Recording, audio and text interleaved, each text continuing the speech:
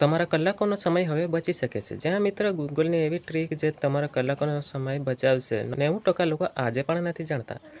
આપણે દરરોજ ગૂગલ પર કંઈક ને કંઈક નવું સર્ચ કરીએ છીએ, પરંતુ કેટલીક ખાસ ટ્રીક એવી છે જે સેકન્ડોમાં સાચી માહિતી શોધવામાં મદદરૂપ કરે છે.